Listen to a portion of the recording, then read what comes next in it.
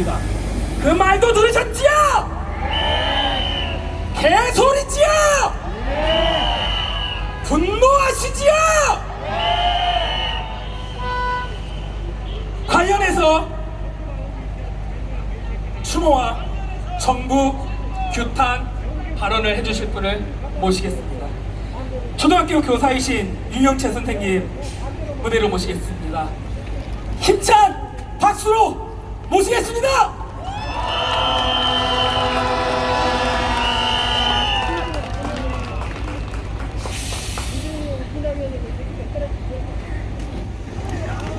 가슴에 박힌 깊은 상처와 슬픔이 여전히 가시지 않습니다. 세상을 떠나신 서희초 선생님의 죽음을 애도합니다. 아직도 서희초 선생님의 죽음이 가져온 비통함이 우리 모두를 무겁게 누르고 있습니다. 가슴이 너무나도 먹먹합니다. 이제 갓 20이 넘은 젊디 젊은 교사의 죽음은 자살이 아니라 타살입니다. 부모인 우리 세대와 우리 사회가 만든 거대한 비극을 마주하는 처참한 마음입니다. 우리 교육 문제는 교육 현장의 문제를 넘는 너무나 큰 원인이 있습니다. 시대를 바꾸는 과제가 함께 놓여 있습니다. 그렇지 못하면 진정한 변화를 기대할 수 없습니다. 그럼에도 불구하고 우리가 할 수 있는 최선의 방법을 찾아 노력해보고 싶습니다. 사건이 터지자 당장 교권 강화를 위해 학생 인권을 문제 삼는 발언이 나왔습니다. 윤석열 정부의 입장입니다. 그러나 이건 교육 현장에서 교사와 학생을 적대 관계로 몰아가는 방식입니다. 교육 현장을 더욱 참담하게 파괴하는 매우 야만적인 방식입니다. 우리에게 절실한 것은 인격적인 사제 관계입니다. 이를 존중하는 우리 사회의 노력입니다. 교사와 학생, 학부모는 한 배를 타고 가는 공동체입니다. 그 안에서 갈등이 생길 수 있는 가능성은 언제나 있습니다. 바로 그럴 때 어떻게 하는가? 그 자체가 또한 교육입니다. 그 교육적 여지를 짓밟는 법의 권력이 먼저 나서게 해서는 안 됩니다. 사회적 위계 질서가 그걸 찍어 누르게 해서도 안 됩니다. 그러면 결국 모두가 죽게 됩니다. 이런 식으로는 교사의 자살, 학생의 자살은 되풀이 될 수밖에 없습니다. 그렇게 목숨을 끊은 교사의 부모, 학생의 부모도 함께 죽어가게 됩니다. 멀리 내다보고 문제를 풀어야 합니다. 물론 매우 힘들고 인내를 요하는 시간이 될 것입니다. 그래도 노력하는 것이 교육입니다. 이걸 지켜주고 응원하고 지지할 때 교육의 권위는 살아납니다. 막무가내로 무 자르듯 하는 방식은 교육이 아니라 폭력입니다. 인격적 사제관계 문화를 만들기 위한 첫 번째 법적 징검다리는 무엇일까요? 당연히 교육 철학의 정립입니다. 하지만 이것도 교육 현장의 환경에 달려 있습니다. 그래서 가장 절실한 것이 바로 학급당 학생 수를 줄이는 것입니다. 교육은 함께이면서 동시에 개별적인 것이기 때문입니다. 그렇지 못하면 그 개인은 숫자가 되어버립니다. 평균치가 됩니다. 그걸 기준으로 교육을 하는 것은 교육 현장이 공장이 되는 것입니다. 학교는 자본주의 사회에서 다양한 소외를 경험한 개인들이 그 경험을 안고 모인 곳입니다. 작은 갈등에도 모순이 폭발적으로 드러날 수밖에 없는 구조입니다. 그래서 개인 간 갈등과 문제는 끊임없이 발생하기 마련입니다. 하지만 학교 당국, 교육 당국이 이를 대하는 방식은 무척 실망스럽기 짝이 없습니다.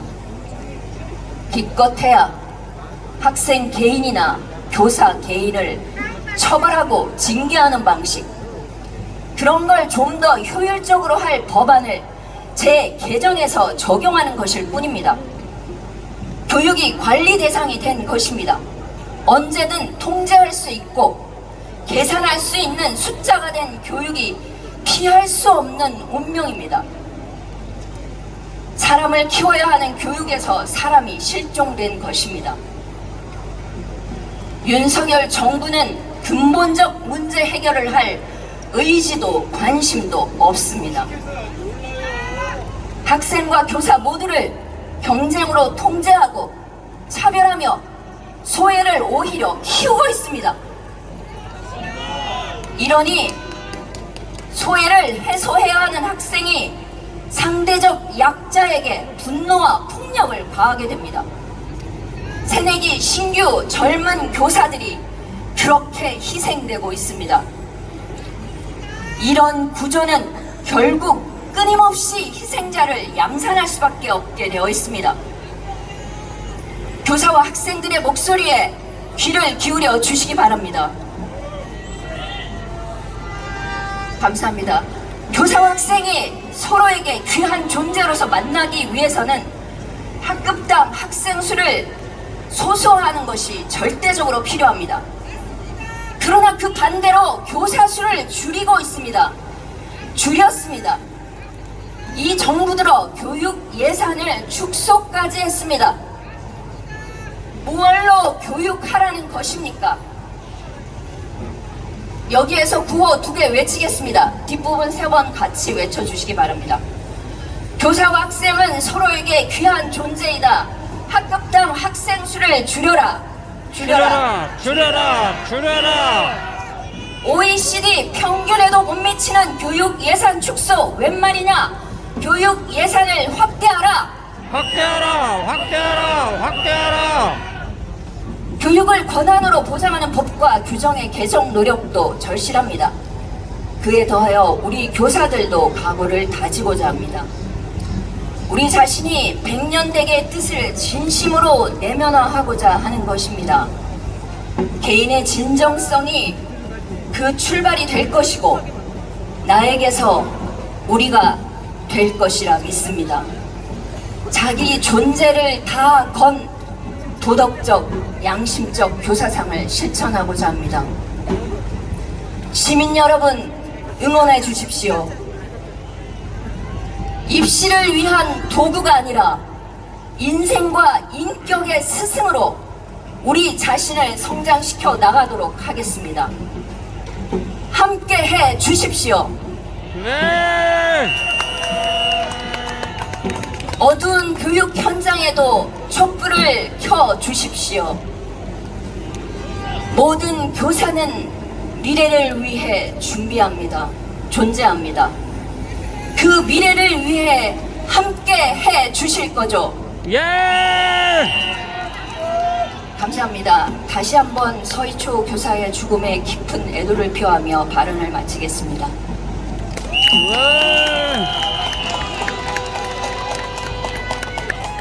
우리 선생님께 연대의 박수 힘차게 주십시오!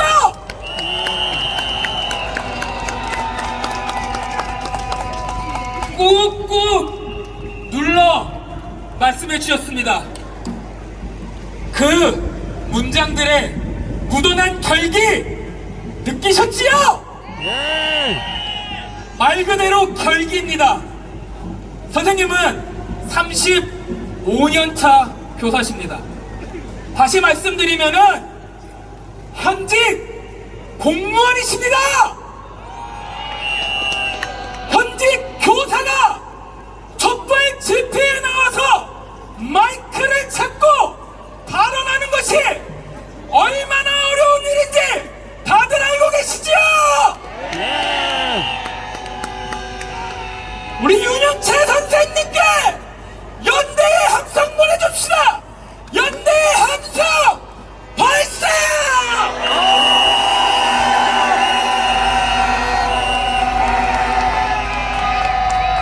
우리 여기서 약속합시다. 촛불 시민들은 선생님들과 함께한다고 그럴 수 있지요. 끝엔 말 세 번 외치면서 도장 찍어봅시다.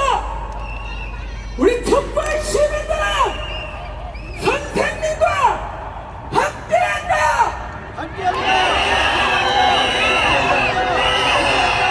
좋습니다. 도장 찍으신 겁니다. 최대한 힘을 내서 연대합시다.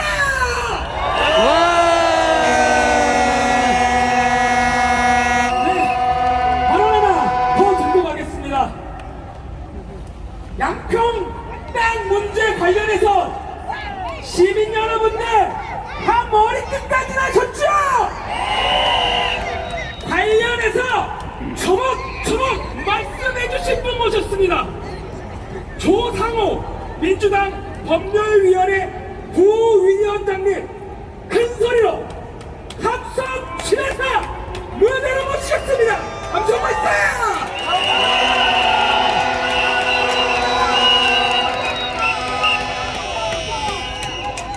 안녕하십니까. 윤석열 검사 독재 정부를 찌르는 민주당의 가장 날카로운 차 조상호 인사드리겠습니다.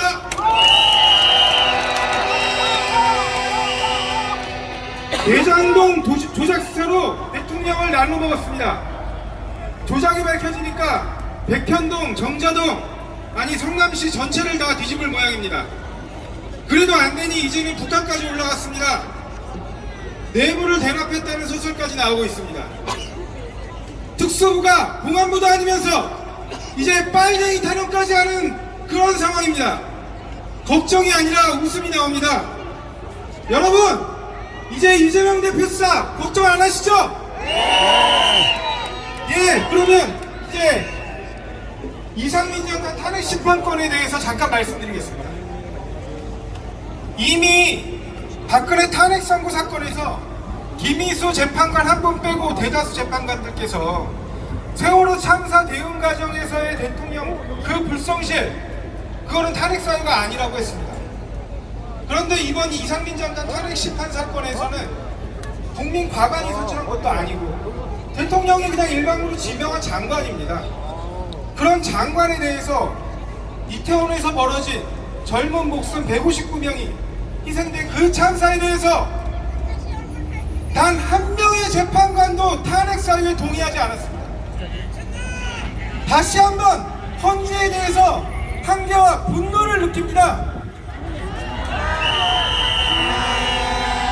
국민들 원성의 소리보다 윤석열 정치검사 일당들의 부릅뜬 두 눈이 더 두려웠나 봅니다. 민주당 법률 대응도 참 아쉬웠습니다. 이번 그 장관 같지 않은 이상민 그 탄핵에서 헌법 및 법률 위반이 명백하기 때문에 반드시 넣어야 된다고 했던 경찰법 시행령 제정안 그 부분을 뺐습니다. 그래서 제가 하도 황당해서 물어봤어요. 왜 안 넣느냐? 그랬더니 이태원 참사 문제만으로 충분하답니다. 메시지가 통일돼야지 오히려 혼란을 줄 수 있다는 겁니다. 그 악랄한 윤석열 한동훈 특수부는 무죄율이 40%가 넘습니다. 왜 그런지 아세요? 뭐 하나만 걸려라, 한 사람의 전 인격, 전 인생을 탈탈 털어서 투망식으로 기소하기 때문입니다. 그래서 뭐 하나라도 유죄 나오면 나머지 99개가 무죄가 나와도 그 사람 범죄잖아! 그렇게 낙인 찍는 거 아닙니까? 민주당을 왜 이렇게 독하게 못합니까? 박근혜 탄핵 심판 때 세월호 참사 책임만 물었습니까? 국정농단 책임으로 탄핵시키지 않았습니까? 메시지 대응은 잘했습니까? 우리가 헌법교과서 처음 배울 때 제일 먼저 배우는 게 헌법재판소가 정치적 사법기관이라는 거예요. 그러면 정치적인 힘으로 헌법재판소를 끌고 가야 되는 거 아닙니까? 근데 이상민 장관 탄핵소추만 딱 해놓고 이제 할 일 다 했다, 심판 선고가 나야 할 일이 끝나는 겁니다. 박근혜 탄핵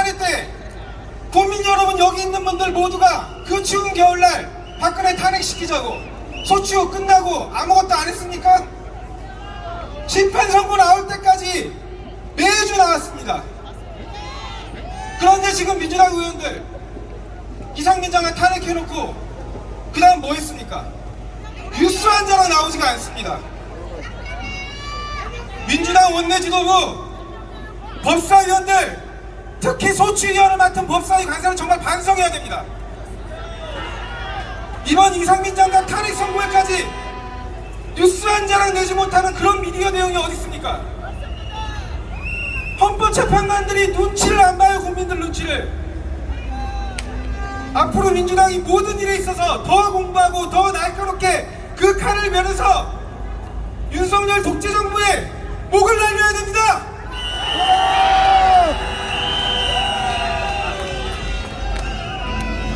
윤석열 정치검사 일당이 정적 죽이기에 올인하는 동안, 그리고 끼리끼리 지식구 챙겨가지고 감싸고 챙기기에 급급한 동안 대한민국 국민들은 이태원에서 그리고 청주 우성에서 본인들의 생명권을 침탈당했습니다. 사람이 죽어나갈 재난 상황에서 김건희는 세금으로 비행기 타고 명품 쇼핑하면서 공무원들을 옆으로 날개 끼고 다녔어요. 명품 살 돈이 부족했습니까? 최은순 모녀는 윤석열 딸락의 공무원들 이용해서 이번에도 또 헤쳐먹을 결심입니다. 주가 조작에 고속도로 비틀기까지 장모님 댁에 고속도로 놔드리자고 2조 원짜리 국책 사업을 노선 50% 이상을 변경했어요. 그렇게 쓴 돈이 국고 1조 원이 넘습니다. 김건희 모녀 해먹을 결심에 국고 1조 원의 혈세를 낭비하고 있는 겁니다. 윤석열이 박근혜에게 적용한 바로 그 잣대 국고 손실죄를 적용하면 무기징역도 모자라요. 김건희 로드게이트, 정말 이 문제를 정치권에서 제대로 이슈하지 못하고 안진걸 소장님께서라도 최초로 제기해 주셔서 정말 감사드립니다. 우리 앞으로 민주당이 이렇게 유능하게 대응해야 되지 않겠습니까? 양평 땅이 윤석열 부부 재벌로 가는 고속도로가 아니라 윤석열 탄핵 열차의 급행 노선으로 김건희 모녀 빵으로 가는 고속도로로 만들어 주십시오. 수사권으로 대장동에서 또 양평에서 이권 카르텔을 형성해서 지들끼리 헤쳐먹는 부패 정치검사 윤석열과 그 일당들에게 무상급식을 먹여줍시다.